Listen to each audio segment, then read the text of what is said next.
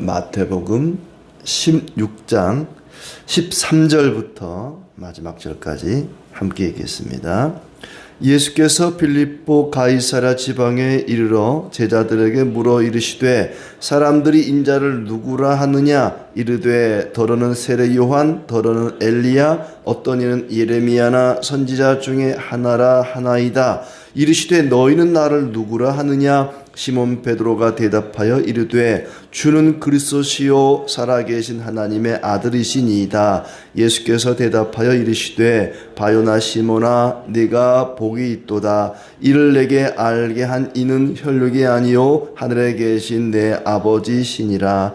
또 내가 내게 이르노니 너는 베드로라. 내가 이 반석 위에 내 교회를 세우리니 음부의 권세가 이기지 못하리라. 내가 천국 열쇠를 내게 주리니 네가 땅에서 무엇이든지 매면 하늘에서도 매일 것이요 네가 땅에서 무엇이든지 풀면 하늘에서도 풀리리라 하시고 이에 제자들에게 경고하사 자기가 그리스도인 것을 아무에게도 이르지 말라 하시니라.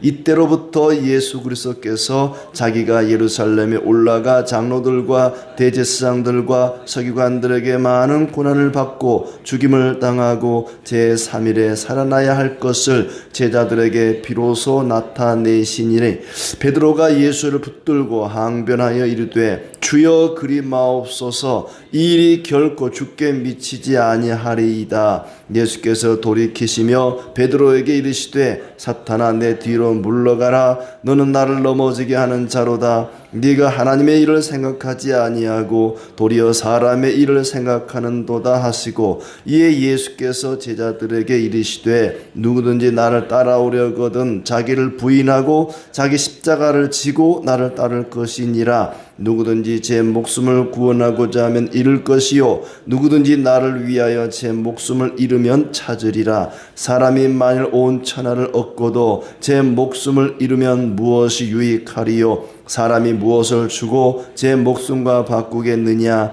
인자가 아버지의 영광으로 그 천사들과 함께 오리니 그때에 각 사람이 행한 대로 갚으리라. 진실로 너희에게 이르노니 여기 서 있는 사람 중에 죽기 전에 인자가 그 왕권을 가지고 오는 것을 볼 자들도 있느니라. 아멘.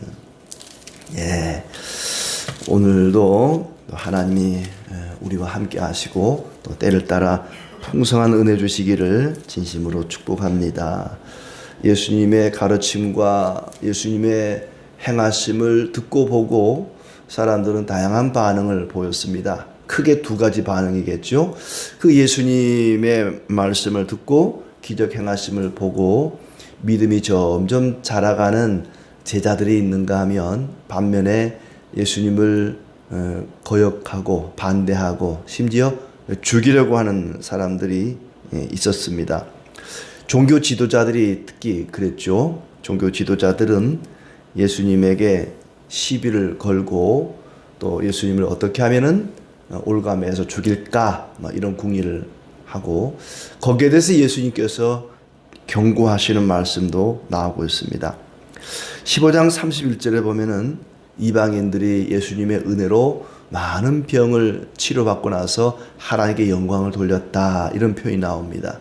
그러니까 바리새인 서기관들 이 두 파는 평상시에는 서로 으르렁거리면서 싸우는 교리적으로 서로 다릅니다.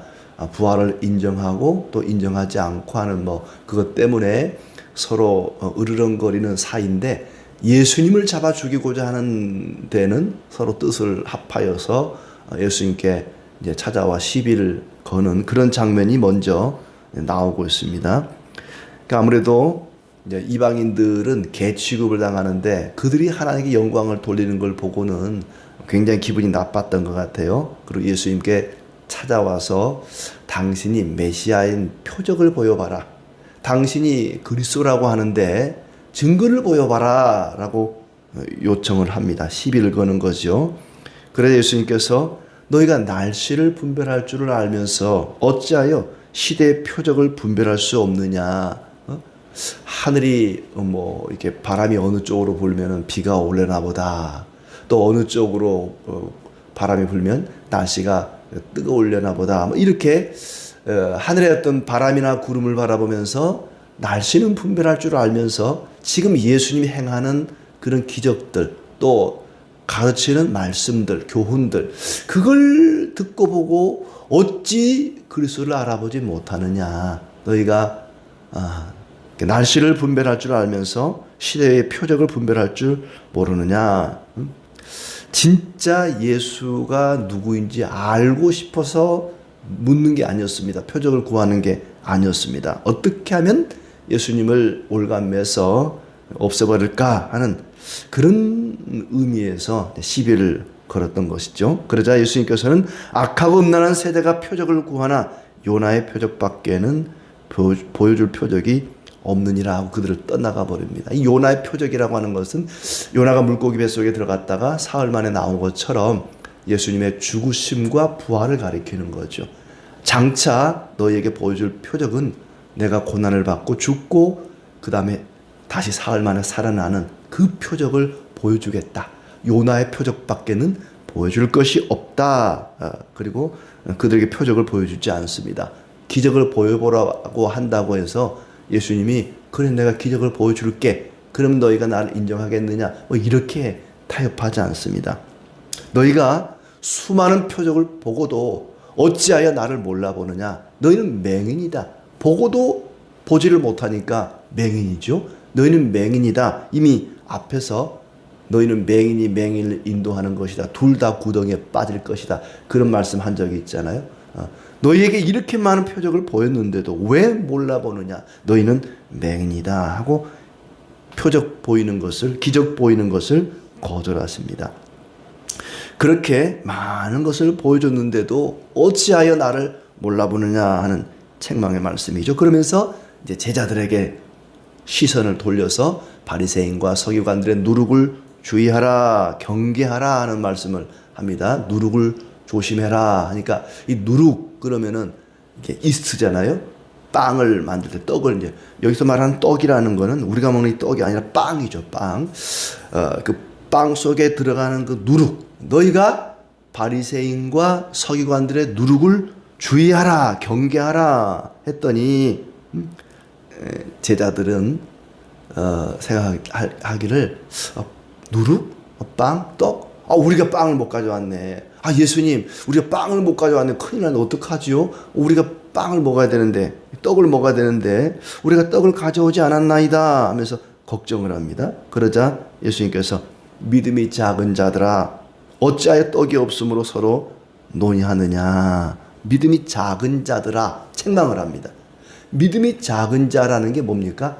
예수님을 따르면서도 세상 일을 걱정하는 사람, 믿음이 작은 사람이라는 거예요.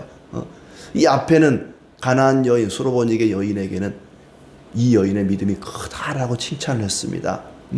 예수님이 자기 딸을 고쳐줄 것을, 귀신 들린 딸을 쫓아내줄 것을, 치료해줄 것을 확신하는, 그리고 예수님께 간청하는 그 여인의 믿음은 큰 믿음이라고 칭찬했는데 예수님을 따르고 있으면서도 세상 일로 걱정하는, 먹고 마시고 이 떡 문제 때문에 걱정하는 제자들을 향해서는 믿음이 작은 자들아 책망을 합니다.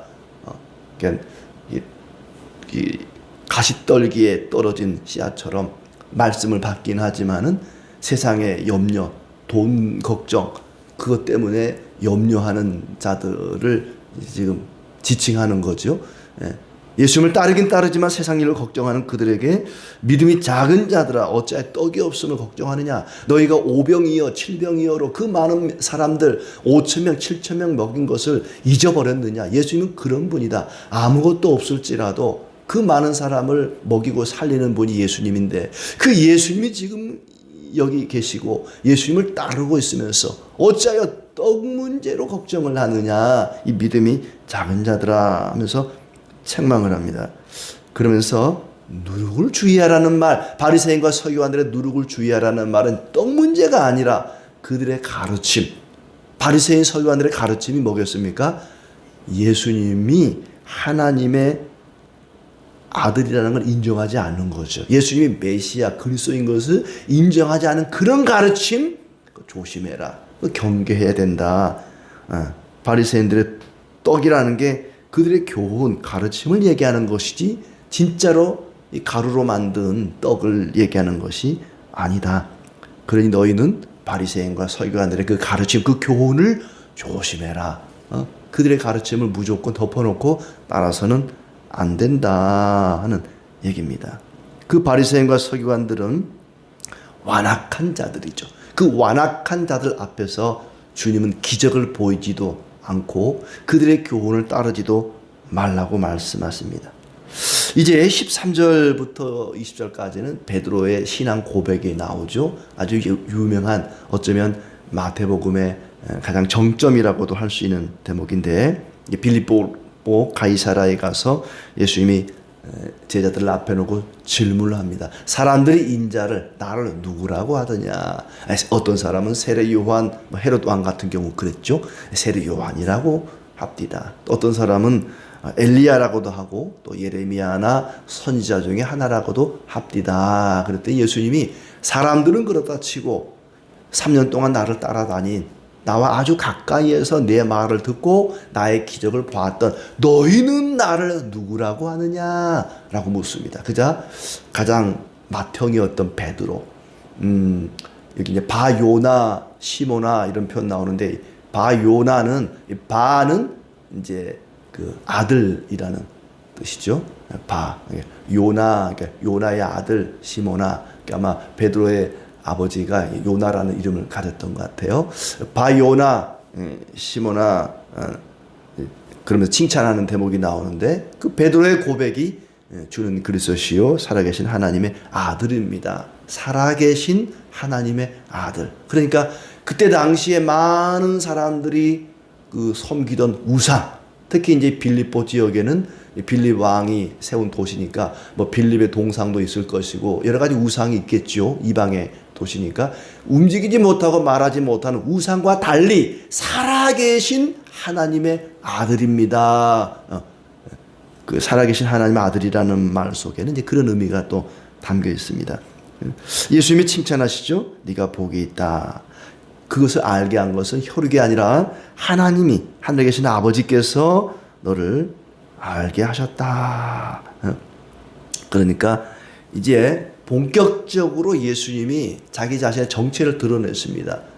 예수님께서 자신이 누구인지를 밝히는 대목이죠. 바로 인정합니다. 베드로가 고백했던 그 신앙 고백이 맞다고 인정해 줍니다. 베드로야, 네 대답이 맞다. 너는 복이 있다. 그걸 알고 고백하는 사람은 참 복 있는 사람이다. 이 반석 위에 내 교회를 세우리니 음부의 권세가 이기지 못하리라. 이 반석 위에, 너의 그 신앙 고백 위에 내 교회를 세우리라. 교회는 주님의 교회입니다. 내 교회, 신앙을 고백하는, 주는 그리스도시요 살아계신 하나님의 아들이라고 고백하는 그 신앙을 고백하는 사람들 위에 그 사람들을 모아서 내 교회를 세우리라. 교회는 주님의 교회입니다. 주님이 교회의 주인 되십니다. 내 교회를 세우리라. 근데 이제 천주교에서는 이 반석이 바로 베드로가 반석 아니냐. 베드로 위에 교회를 세운 것이다. 베드로가 일대 교황 위에 교회가 세워져 있다. 이렇게 여기는데, 그래서 옳지 않은 해석이라고 보여집니다. 사람 위에 교회를 세운 것은 아니죠. 주님을 고백하는 그 고백 위에 교회를 세우고 음부의 권세가 이기지 못할 것이다. 음부의 권세라는 것은 죽음의 문입니다. 음부의 권세가 이기지 못할 것이다. 천국 열쇠를 주리니 땅에서 매면 하늘에서 매일 것이요 땅에서 풀면 하늘에서도 풀리리라. 천국 열쇠를 주리라. 아, 주님, 천국 열쇠는 아니고 그냥 자동차 키하고 저희 집 대문 키밖에 없는데요. 무슨 열쇠를 주셨다는 겁니까? 이 천국 열쇠를 줬다는 것은 아마 이런 뜻이라고 보여집니다. 그러니까 우리가 복음을 전해서, 하나님 말씀을 전해서 그 말씀을 받아들이고 믿는 사람은 하나님 나라에 들어가게 되는 것처럼 그 하나님의 말씀이 천국 열쇠와도 같죠. 우리가 복음을 전했을 때에 그것을 받아들이지 않고 믿지 않는 사람에게는 천국 문이 닫히는 겁니다. 그러나 우리가 복음을 전하고 말씀을 전했을 때 그걸 받아들이는 사람에게는 천국 문이 열리는 것이죠. 우리에게는 복음, 하나님 말씀을 전하는 그것을 우리에게 교회에다가 주신 열쇠죠. 그러니까 천국 열쇠라고 하는 것은 바로 하나님의 말씀에 의해서 생명의 문이 열리고 닫히는 그런 권세다, 이렇게 여기면 좋을 것 같습니다. 그리고는 예수님이 그리스도인 것을 아무에게도 아직은 이르지 마라. 그러니까 아직은 타이밍이 아니다. 적당한 때가 올 것이다. 예수가 그리스도이신 것을, 하나님의 아들인 것을 너희가 드러내야 되는, 천국 열쇠를 사용해야 되는 때가 이제 올 것이다. 아직은 아니다. 그러니 내가 그리스도인 것을 아직은 드러내지 마라. 왜냐하면 때가 아닐 때 드러내면은 이제 예수님이 신성모독죄를 뒤집어 써야 되기 때문에 아직은 타이밍이 아니다 말씀을 하십니다. 교회가 이 고백, 주는 그리스도시요 살아계신 하나님의 아들입니다, 이 고백을 지키는 동안에는 지옥의 권세가 감히 교회를 이기지 못할 것입니다. 죽음의 권세가 교회를 이기지 못하고 교회는 영원할 것이다. 교회가 신앙의 고백을 지켜가는 동안에는 그 교회에는 영원할 것이라는 것을 말씀하는 것이죠. 음부의 권세가 이기지 못할 것이다. 그렇게 예수님께서 이제 본격적으로 제자들 앞에 당신께서 그리스도이신 것을, 하나님 아들인 것을 정체를 드러내시고는 고난과 죽음에 대해서 예고하십니다. 21절부터 나오는 말씀이죠. 21절에 보면은 그때부터 예수 그리스도께서 자기가 예루살렘에 올라가 장로들과 대제사장과 서기관들에게 많은 고난을 받고 죽임을 당하고 제3일에 살아나야 할 것을 제자들에게 비로소 나타내시니, 그때부터 본격적으로 예수님의 고난과 죽음에 대해서 드러내기 시작합니다. 그러자 조금 전까지만 해도 주는 그리스도시요 살아계신 하나님의 아들입니다라고 고백했던 베드로가 안 됩니다, 주님 그렇게 죽으시면 안 됩니다. 왜 하늘과 땅의 모든 권세를 가지신 분이 죽어야 합니까? 왕이 되어서 이 나라를 다스리고 또 우리도 한 자리씩 얻어야 되는데 주님이 죽으시면 어떡합니까? 안 됩니다 라고 가로막습니다. 그러자 베드로를 책망하지요. 사탄아 물러가라. 사탄아 물러가라. 누구든지 나를 따라오려거든 자기를 부인하고 자기 십자가를 지고 나를 따르라. 자기 목숨을 구원하고자 하면 잃을 것이요 잃으면 찾으리라. 온 천하보다 목숨이 귀하지 않느냐. 인자가 오실 때 각 사람이 행한 대로 갚으리라. 그리고 죽기 전에 인자가 왕권을 가지고 오는 것을 볼 자도 있을 것이다 하는 말씀을 합니다. 이 말씀이 가장 난해합니다. 죽기 전에 인자가 왕권을 가지고 오는 것을 볼 자도 있다. 이게 무슨 말일까? 어떤 사람은 재림을 이야기합니다. 예수님이 재림할 때 하늘과 땅의 모든 권세를 가지고 올 그때에 그때까지 살아있는 사람도 있을 것이다. 그 물리적으로 맞지 않는 것 같아요. 예수님의 제자들 가운데 예수님 재림 때까지 살아있는 사람이 있을 것이다. 이건 좀 안 맞는 것 같고, 또 어떤 사람은 예수님의 부활을 가리키는 것이다. 부활하신 다음에 하늘과 땅의 모든 권세, 왕권을 가지셨기 때문에 부활을 가리키는 게 아닐까. 또 예수님의 승천을 가리키는 게 아닐까. 다양한 의견들을 이야기하는데 어느 것이다 라고 특정하기가 참 어려운 그런 내용입니다. 아무튼 그리스도의 제자는 비록 십자가를 지겠지만 결국에는 영광을 얻게 될 것이다. 아마 이 마태복음을 처음 받고 있는 초대교회 성도들, 고난을 받고 순교를 당하고 하는 그들은 이 말씀이 큰 위로가 되지 않았을까. 비록 우리가 지금은 고난을 당하지만 신앙을 고백하고 끝까지 그리스도를 따르는 자들은 영광을 얻게 될 것이다 라는 그런 위로의 말씀이 아닌가 싶습니다.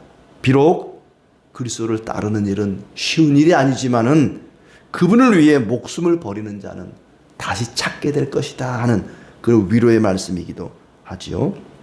아무튼 예수님께서는 이 말씀을 통해서 예수님이 이 땅에 오신 목적, 그리스도가 이 땅에 와서 그 많은 기적을 행하시고 말씀을 가르치시는 그 목적이 무엇인가를 말씀하고 있습니다. 바로 하나님의 뜻을 이루는 것이죠. 하나님의 뜻은 많은 병자를 고치고 귀신을 내쫓고 배고픔을 해결하고 어떤 기적을 보이는 것이 아니라 바로 아버지의 뜻대로 고난을 당하고 십자가를 지는 것이 그리스도의 오신 목적입니다. 하나님 아버지의 뜻을 이루는 것이 예수님이 하나님의 아들인 것을 증거하는 표적이죠. 죽으심과 부활, 요나의 표적밖에 보여줄 것이 없다. 그것이야말로 예수님이 하나님의 아들이라는 확실한 증거입니다. 마귀는 예수님에게 기적을 보여봐라. 돌로 떡을 만들어봐라. 이 높은 곳을 뛰어내려봐라. 기적을 통해 하나님 아들인 것을 증거해봐라 라고 하는데 그것은 사탄이 유혹했던 말에 불과합니다. 그래서 베드로에게 사탄아 물러가라. 내가 십자가에 달려 죽는 것, 그것이 하나님 아버지의 뜻인데 너는 그걸 못하게 가로막는구나. 내가 하나님의 아들인 것을 증거하는 것은 바로 그것이다. 쉬운 일은 아니지요. 십자가를 지고 가는 건 쉬운 일은 아닙니다.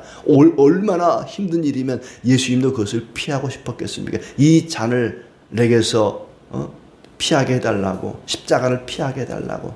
그러나 아버지 나의 원대로 마옵시고 아버지의 원대로 되기를 원합니다. 예수님도 십자가 지고 가는 것을 그렇게 달갑게 여기지는 않았습니다. 그러나 그것이 하나님 아들임을 증거하는 길이었기 때문에 기꺼이 예수님은 하나님의 뜻에 복종하고 갑니다. 하나님의 자녀라는 증거는 내 뜻을 꺾고 하나님의 뜻에 복종하는 것입니다. 24절의 말씀처럼 누구든지 나를 따라오려거든 자기를 부인하고 자기 십자가를 지고 나를 따를 것이다. 나를 부인하고 내 뜻을 꺾고 주님의 뜻을 따르는 사람, 십자가를 지고 주님을 따르는 사람이 그리스도의 제자요 하나님의 자녀다. 예수님이 하나님의 아들이라는 것을 십자가를 지고 부활하시고 그걸 통해서 드러냈던 것처럼 하나님의 뜻을 따르는 것이, 내 뜻을 꺾는 것이 우리가 하나님 자녀라는 증거입니다. 과연 나는 하나님을 내 마음대로 내 뜻대로 끌고 다니는가, 아니면 하나님이 나를 이끌고 계시는가를 생각해 봐야 할 것입니다. 주님의 뜻에 자기 자신을 맡기면 주님이 나를 이끌어 주시고 장차 영광에 이르게 할 것입니다. 오늘도 주님의 뜻에 따라 빛과 소금의 역할을 잘 감당하는 우리의 삶이 되기를 진심으로 축복합니다.